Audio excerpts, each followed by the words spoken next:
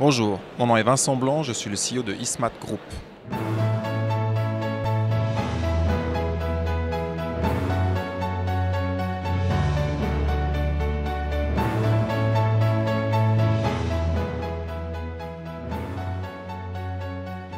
Bonheur au travail, bienveillance, productivité, le tout dans un contexte de travail difficile, c'est un enjeu. Je pense que ce n'est pas encore une utopie, mais c'est du moins une vision. Et on va voir comment est-ce qu'on peut paramétrer les conditions de travail et le management pour pouvoir avoir les meilleures situations possibles. L'engagement de la direction dans une entreprise originale, soit par la taille, soit par son corps de métier, par exemple une start-up ou par exemple une entreprise qui refond complètement ses principes ou qui est dans le changement, peuvent être des paramètres à succès.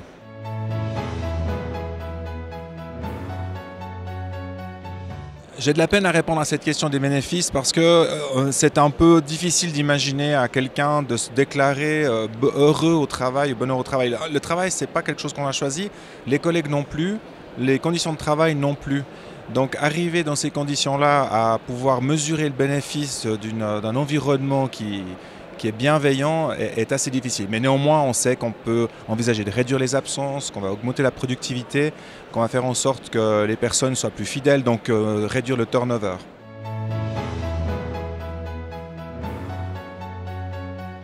La première chose, il faut considérer qu'au niveau du recrutement, on a les personnes qui ont des affinités avec le cœur de business, avec le domaine dans lequel l'entreprise travaille. Ce sera difficile de rendre quelqu'un épanoui s'il n'a aucun intérêt pour le domaine. Ça, c'est la première chose. La deuxième chose, il faut que cette personne puisse trouver son compte en termes de développement de ses propres compétences. Elle a envie de se former, elle a envie de s'épanouir à travers ce qu'elle va apprendre et garder pour elle. Donc il faut que l'entreprise puisse investir dans sa formation et son développement. La troisième chose, il faut que les conditions de travail et l'environnement relationnel soient adaptés aussi à son propre caractère. Il y a des gens qui aiment travailler seuls, d'autres en groupe, d'autres qui aiment être sur des projets multiples, d'autres qui aiment la répétition.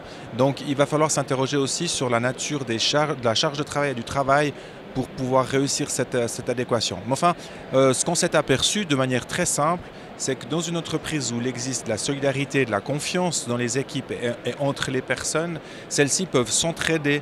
Et notre conviction, c'est de dire la première étape d'un management bienveillant et d'un épanouissement professionnel, c'est de favoriser les circonstances pour que les gens puissent trouver de l'entraide et qu'ils se sentent légitimes de le faire par rapport à une direction qui pourrait s'étonner de voir des personnes s'arrêter, échanger, travailler en dehors de leur poste de travail, par exemple. Que ce soit d'ailleurs dans les ateliers ou que ce soit dans les bureaux.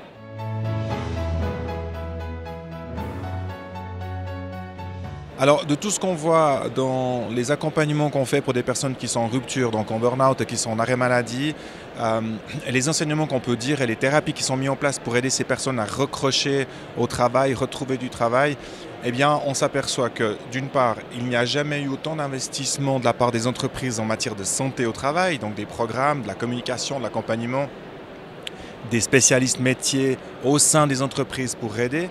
Mais paradoxalement, il n'y a jamais eu autant de ruptures et de burn-out. Pourquoi je dis ça? Parce que ce qu'on constate sur le plaisir au travail ou aider une personne, c'est qu'elle va d'abord devoir se prendre en main elle-même, s'interroger sur sa capacité à tenir le travail, la charge et les caractéristiques du boulot. Sinon, l'entreprise ne pourra pas l'aider au-delà de ça. Dont on voit déjà d'efforts qui sont produits de la part de ces organisations. Donc demain, aujourd'hui même, certains managers ou certains collaborateurs doivent se demander s'ils ont l'étoffe de l'emploi. Si une personne n'aime pas le stress et qu'elle est dans un service de soins ou d'urgence, c'est peut-être pas l'endroit idéal pour elle. Ou si une personne est dans un atelier et puis elle ne supporte pas le bruit, elle le stress parce qu'il y a des délais sans arrêt, ce n'est peut-être pas non plus là qu'elle va pouvoir s'épanouir. Donc il y a une vraie question, c'est-à-dire finalement comment moi je dois me préparer, j'ai envie de dire comment je dois m'entraîner pour ma santé et pour pouvoir réussir dans cet emploi, puis surtout tenir le coup sur la durée.